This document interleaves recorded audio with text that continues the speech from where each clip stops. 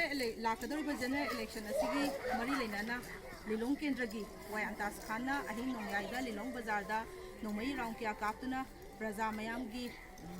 शांति थुगाइबा अकी अखन पोखनबा असि अखोई तसेंकी याजनिंगदे अखोई कंडेम तौजै लंबीदा लापन गाड़ी के आदा नोंमई कापसनबा अकाय अतोय थोगनबा असि तौबिगनु मतुंगदसु अखोई शांति फंगनबियु प्रजा मयामदा अकीबा पोखनबिगनु हाइना अखोइना हाइजरी अगर मतुंगदसु अमुहन्ना तौबिगनु तौबिबा थौदोक असि अखोइना कंडेम तौजै खाना लिलोंग प्रजादा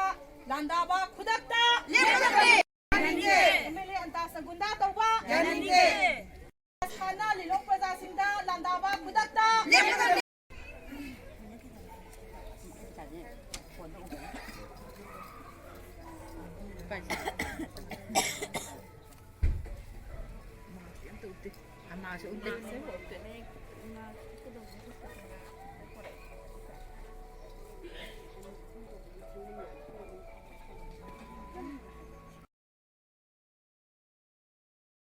लिलोंग प्रजादा लांदाबा खुदक्ता लेखदबे यानिंगे एमएलए अंतासा गुंडा तौबा यानिंगे खाना लिलोंग प्रजासिंगदा लांदाबा खुदक्ता